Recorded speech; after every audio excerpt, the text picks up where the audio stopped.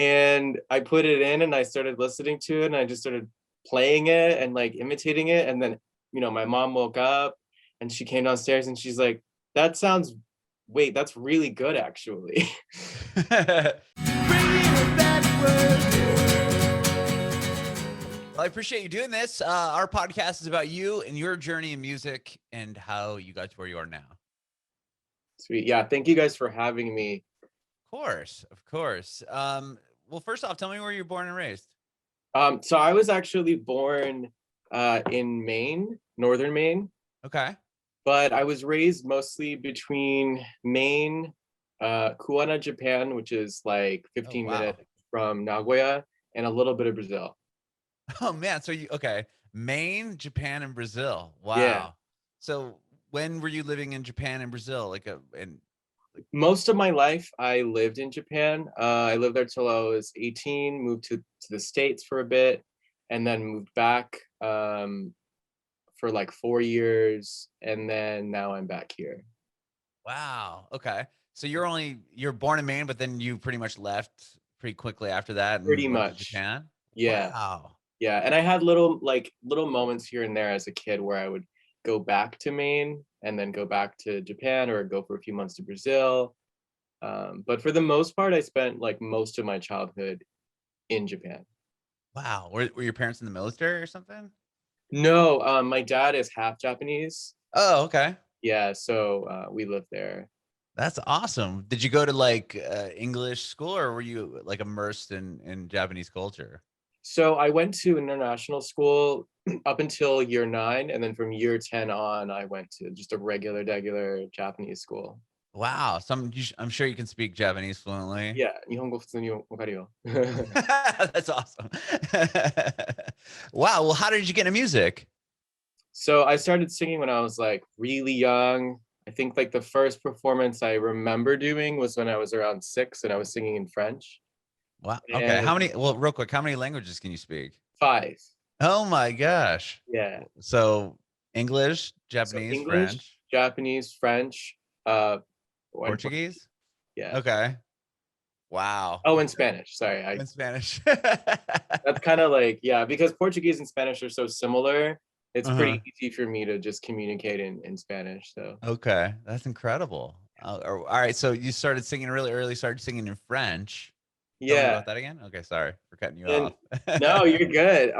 And then I was always kind of singing, throughout my childhood and stuff, but I didn't really take it seriously until I was like 15 or so. Okay. And then and then I just started going out and gigging and trying to, do the whole moment, and now I'm here. So Wow. Well, so what was it that, like, was there a moment when you were 15 that you decided that you wanted to take this really seriously, or? I think I realized that I was better than like I had originally. Yeah. Well, yeah, it's like, because you kind of, you do things that you enjoy as a kid and you don't know really why you're doing them. And then I was like, wait, I'm actually really good at this. I want to do this like forever, Before that, I was mostly like, doing drawing and illustrating and doing art. And so that was always kind of the thing that I thought I would end up doing. And then when I started singing, I was like, no, this is perfect. The way that I feel when I do this is so different. But because of, all that sort of art background, I do kind of approach music kind of visually. Like sometimes I'll think of an idea or a visual or like a music video idea, and then I'll be like, I need to write a song about that or a song to that visual. And Interesting. It's kind of backwards from most people, I think. Yeah. So you think of the video concept and then write a song that would fit the concept. Yeah, sometimes. Other times I'll literally be like, I have to write the song about something, but yeah, it's kind of different every time. That's incredible. So at 15, were you writing songs? Or at this point, or no? I was. They weren't very good, but I was. Okay. But I really started really writing, I think, when I was like 21, 22. Oh, wow. Well, you talked about gigging. Do you play piano or an instrument? Is that something you learned as a child? Yeah, I play piano and the drums. Oh, wow. Okay. When did you learn piano? I started when I was like 7, Oh, and wow. then the drums I picked up when I was like 6 or 7. Yeah, I just sort of Okay. started playing. My mother was a singer as well, and in the basement of our house, we had like a whole like recording studio and rehearsal space and that whole moment. So there was Whoa. always like just instruments and like musicians and stuff hanging around. And so I would always kind of watch. And then one day I remember like sneaking it downstairs at like 5 in the morning because kids wake up super early for no Of reason. course. Yeah, I have 2 And kids. I don't know why they yeah. do that either. And I just started playing on the drums and kind of imitating what my dad not my dad, my mom's drum player would do. And then there was a tape of Eric Carmen's All by Myself, Okay. and I put it in and I started listening to it and I just started playing it and like imitating it. And then my mom woke up and she came downstairs and she's like, that sounds wait, that's really good actually. So that And she knew that you had something there. yeah, so she was like, maybe you should take some lessons. And so I started doing drum lessons and then piano lessons, which are both kind of percussive instruments. So it was kind of good to learn them at the same time. Oh, that's interesting because I over this whole quarantine over the past year, uh my son he's pretty and he has a lot of energy, so to speak. Uh, So we got him a electric drum kit, and we just haven't had a chance to like get him on in lessons, but he has a blast of smashing those things around, yeah, and at it's least it's quiet enough. electric. Yeah, that's the reason why we went with it. I'm like, I don't need my neighbors like wanting to like come over and kill me because Right, my right. my 5-year-old's bashing drums all day. But wow, okay, so I should throw in piano too because I always wanted him to do that as well, but to have Yeah. him learn at the same time, that makes a lot of sense. So were you like, I mean, you talked about playing like gigging at 15, like where were you playing and what songs were you doing? Were you doing covers? Mostly covers, and I would pretty much perform anywhere, like the bowling alley, or god, I even did like a laundromat opening thing, like just like anything that you could do. Like I would play, like I played on the street sometimes, and little festivals and things like that. I mean, in Japan there's like a festival pretty much every friggin' day, so you Really? can just like go and eat cool food and listen to music and stuff like that. So I would play at all these random festivals all the time. So it's kind of That's cool. amazing. Is your mom, you said you had a studio at your house. Your mom must be like a pretty, you know, well, pretty great singer or She was established. great. She was great. Yeah, she was pretty established for what she did. She wasn't like famous or anything, but she definitely was always performing. And I learned a lot from her. And sometimes when I watch videos of me performing, it's funny because I do things like when I'm singing and like little isms that I'm like, that's like my mom. That's Like crazy. similar. Yeah. Yeah, yeah, yeah, yeah. That's really Mine is cool. the big, she had like big 80s hair and stuff because she was in like a very weird rock band. But That's yeah. cool. What you said 21 is when you started writing music? Yeah, I started really writing music. And it was mostly about like having fun, going out, like things like that, because that's what you want to do at the time when you're 21. Hmm. Uh, like in your early 20s, you just want to like party and stuff. So that's pretty much all it was about. And I started doing mostly like punk pop type stuff, Okay. and then slowly transitioned into a more electronic sort of sound, Hmm. which didn't really like it didn't make sense at the time, but I'm glad I went that way because now I've kind of leveled out into this like middle ground of the two. Sure. When did Kento start? Kento officially started in 2013. Okay. So I put out an EP called Complicated that was produced by Frank Music, who's a UK pop singer and producer. And that went out, and it was kind of a more electronic-y vibe, more like clubby anthem-y type thing. And then from there I've kind of over the past few years really developed what kind of sound I wanted to have, Hmm. and wanted to strip it back a little bit, add organic instruments, and really show that I'm an actual singer and not just like a produced electronic person. Mm-hmm. But how did you meet the producer? I mean, in the UK, were you writing these songs So in I was Japan living in still? LA at the time and just kind Oh, of like okay. digging around, like, you know, going to like the Viper Room and you know, those kinds of cool places. And we had a mutual friend in common, and I was like, I really like the way that he produces music. I'd love to work with him. And so I just like hit him up, I think over Twitter or Instagram, one of those social media things. Mm-hmm. And he was like, oh, I love your vibe, like come in the studio and let's just like talk. And we talked for like 20 minutes, and he's like, I feel like you're gonna be really good at this, like let's just go. And so we just started writing a song, and it like within half an hour we had like the first demo. Wow. And then we made a couple reiterations of that song. It's the song Complicated, which is on the first EP. And and so we released a different version from the original. And actually on the album, I went back to the original demo and kind of remade a couple parts of it, and pretty much made it sound like the original demo, because there was something really magical about the vibe. Mm-hmm. So I decided, oh, I'm gonna just throw that on the new album and give something different, you know. Oh, that's awesome. And but that record came out in 2013. Have you like from that point on? I mean, you've got a single coming out in a couple days from now. Right. Has it just been have you just been writing new music, of course, over the course of the past like 7, 8 years? Like what have you been? What's been going So on with Kento over the course of the yeah, since that record? a lot of life happened. I was Okay. diagnosed with pancreatic cancer. Oh my gosh, yeah, I did see that. I was gonna bring that up. I'm so sorry about that. No, it's good. It was really bad at the time.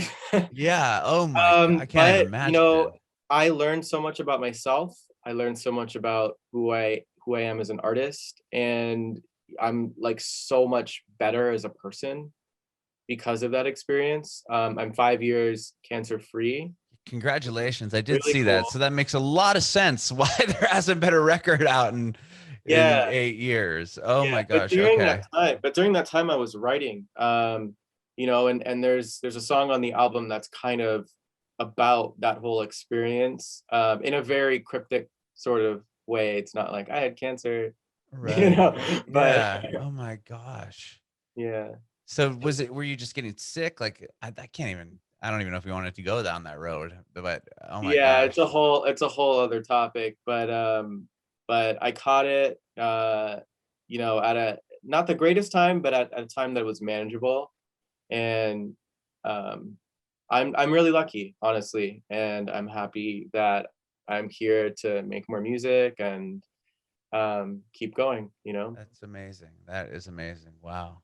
And so where were you at when this whole virus hit? I mean, you've had it hard. I mean, with that happening and then this COVID thing going on and like, I mean, wow.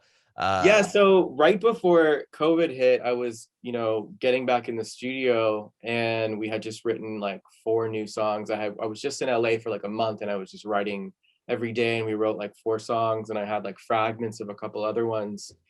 And then COVID hit, and I was like, man, what am I gonna do? So I just decided to revisit everything that I had written in the last like, you know, 8 years, Mhm. and you know, wrote new parts for things, and then wrote like 10 other songs, and then now I have like more of a shape for what the album is going to look like. But I stayed in New York the whole time. I didn't leave, and I just kind Wow. of stayed in my apartment, and you know, built a studio in one of the rooms and just went to town. Yeah, you're in the thick of it there. Wow. Yeah. You couldn't really go many places in New Not York at when all. Yeah, it started. we really were shut down for a long Mhm. time, you know, and I'm glad that we were, because, you know, yesterday was the first day that, you know, they announced that we can be maskless and do whatever we want Yeah. because we're at 70% vaccinated. So that is great. I'm still gonna wear my mask. I don't know, it's like a habit, and I feel weird. And like if it's cold out, it kind of keeps my face warmer. That's So a it's good like way a to look at it. filter. Yeah. Yeah. It's yeah, because I was just talking to somebody a few hours ago that was in LA. I'm from San Diego originally, but my Oh, family and I cool. we just moved to Nashville. Oh, nice. But here it's a little different. I mean, we're more spread out, but our mask and all that mandate got lifted on the 15th of last month. So people, it's been about a Got it. month around people where you're seeing no masks, or, even employees, if they're vaccinated in certain stores, they aren't wearing masks anymore. So that was kind of Oh, wow. jarring in the beginning, but we went back to California. My brother-in-law got married about 3 weeks ago, and it was like trying to returning to like, oh, make sure you have a mask, making sure you have a mask. And I was just Right. talking to somebody in LA, and they were like, yeah, like we went to a movie last night. It was like bizarre. You think you're like doing something wrong because you're like, Right. yeah, like, I don't know. Have you been out and about at all? Not really. I mean, in the past, maybe month or so, I've been out once.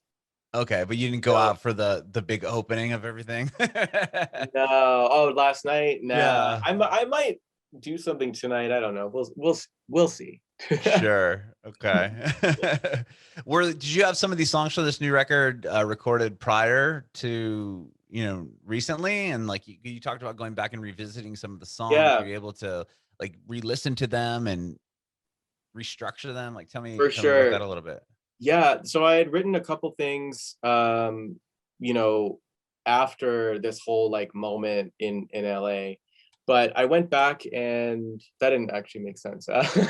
So I went back and kind of revisited stuff from a while back and decided to just reproduce everything and re-sing all the vocals and nudge a few words around and stuff and kind of make it stronger. I think that I'm such a better songwriter now than I was 8 years ago, and probably even a better singer, honestly. Because just as you keep doing stuff, you just get better. And Hmm. so it was like, I do different stuff with my voice now. I kind of want to show that on these tracks. So I went back and I did that, and then I started writing some new stuff. Um, and this the single that's coming out is something that um, I just wrote the one line like 2 years ago, and then I kind of put it away in my voice notes.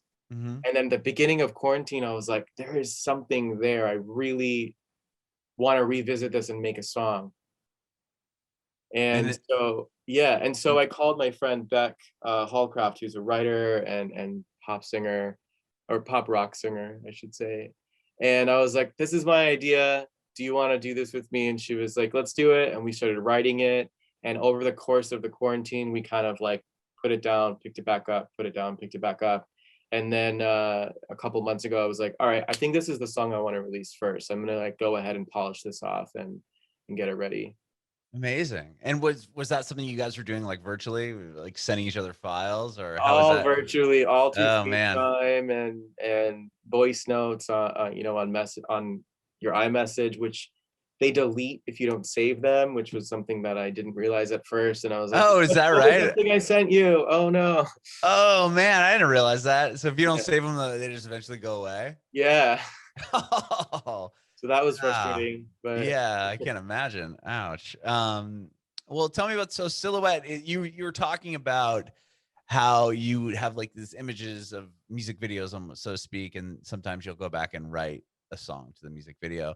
Um, right. I did have a chance to see the video for the new song coming out, and I wanted to know like what you like. Was that a song that like Silhouette? Was that something that you had that experience with? No, so for Silhouette, it was a little bit different. I was watching like a couple of years ago, I was watching an interview of Adam Rippon from like the Olympics time. Oh, And the he skater. the skater, yeah. Okay. And he was just kind of like doing his thing. And it was just really cool to like see somebody that like worked so hard the whole life and they were just enjoying the hell out of it.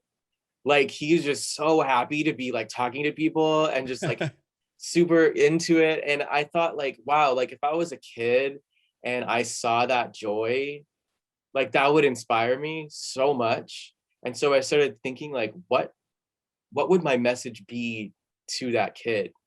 And how would I relay that in like a different way that's not just like, everything's gonna be okay, kind of thing. And so I was like, well, if you work hard and you do it well, like people are gonna notice that and you're gonna be able to like put an imprint on people and inspire people.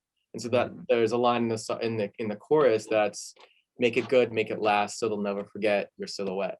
And it's kind of like, you know, just do your thing, and you're gonna inspire people, and you might even like inspire yourself. So I love that. And you directed the video. I directed the video, and it's kind of a nod to like old Luis Buñuel, like surrealist films, Uh-huh. like stuff that he did with like Salvador Dali and things like that, and some like Warhol sort of like art films, and like the fashion films of like the 80s and 90s.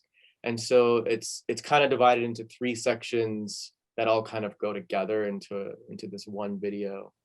Oh, wow. That's creative. And you've directed other videos before? I have, Or yeah, I've okay. done some stuff for Jesse St. John, who was one of the writers on Truth Hurts with Lizzo. Lizzo, wow. And that was cool because he wanted it to be like a bunch of his friends that were just in a video, and I was like, I'll direct it. And then so I have a little cameo in there. Bronze Avery as a cameo, Laganja Stranja, Kim Petras, Leland. So there's a bunch of cool artists in there. It's a really cool video. How did you get into directing? Did you go to film school at all, or was it just something that you've always had a knack for? Not at all. I think because I had that art background, I just kind of saw, okay, this is like what a video is supposed to look like. And then I just kind of figured it out and created, through trial and error, like what works and what doesn't. And it's definitely been really helpful, in creating your own content, especially during this whole quarantine situation, because Sure. I'm able to be productive and self-sufficient and not like having to worry about restrictions or anything like that because I'm just by myself. Uh-huh. You're able Um, to, yeah, work alone essentially. yeah. And the video was shot in stages, like starting about a month ago. So we did still have COVID restrictions and all that. And I had like a whole bunch of models and a whole bunch of the people and friends and stuff like that in the video. And now that it's lifted, it's funny because I'm like, oh, I wonder what it's gonna look like now doing videos in the future, because I don't even know anymore like what it's like to. Right. Have like a full crew and everybody around. Yeah, because you have to minimize your crew, which causes chaos on set Uh-huh. because you're having to, like, everyone's doing 50 jobs, and someone's not in the room, and you're like, where is so and so, and you're like, can someone do this for me? And then that person, it's not their job, so they have no idea what they're doing. And so it's a little bit chaotic during the shoot, and we didn't Yeah. get to film as much as I wanted, but at the end of the day, it all turned out great, and I'm really excited for that to come out. Amazing. And is Silhouette gonna be part of you said a full record or Yeah, an so I'm doing a EP? full album. Silhouette's the first track off of it. I have a couple follow-up singles. And then I'm gonna just release the full album after that. Um, I don't want to give away too much, but there's a lot of surprises, and like the inspiration playlist varies from like, some Duran Duran tracks to like the Rocky theme. So Oh, it's like interesting. very strange, but it all kind of goes together. And the next thing that I'll be releasing after Silhouette is a double feature where I created a full orchestral piece for one of the tracks, which is like the intro of the album. Wow. Like it's like a full 4-minute moment, and then a pop track to kind of go with it. I love it. Are you doing videos for any more songs on the record? Yeah, I'll probably do videos for most of the songs, Okay. just because I'm so visual, and it's like I want to showcase that as well. Mhm. That's What part of me as an artist. So what about live performances? Do you have any of those coming I up? have, well, right now I'm just gonna have to start looking around because you know, COVID, everything with COVID kind of changed the way that I approached like doing live stuff, or like kind of working on songs through performing them live. Uh-huh. And so I'm a little unsure with where I'm gonna go next in terms of performing live. But I'm sure that in the next couple of months I'm gonna start performing again. And like I got a couple people hitting me up already about, hey, do you want to perform at this thing? And I'm like, I'm not really ready for that right now, just because I'm so stuck in COVID, and like I have to get back into rehearsals and all that kind of stuff. But maybe a month or two, I definitely want to perform for people and sing in people's spaces and all of that fun stuff. I love it. I can't wait, man. And then do you have a date or projected time that the record's going to come out? I'm thinking the end of August Okay. is like the Most of it time. wrapped up so far? It's everything's written, pretty much everything's recorded. It's now just a matter of finishing up our final mixes and mastering, which is pretty standard. And yeah. Exciting. Well, Kento, thank you so much, man, for chatting with me today. I really appreciate it. Yeah, thank you for having me. I do have one more question. I want to know if you have any advice for aspiring artists. Just keep going. You know, it takes, I read somewhere that it's like 10,000 hours to master something. Mm-hmm. And so, you know, the more that you work on something, the more that you will discover who you are within that work. And you're going to become a real artist, not just like someone trying, you know, and overnight, you're not even going to question yourself anymore. You're just going to keep doing it.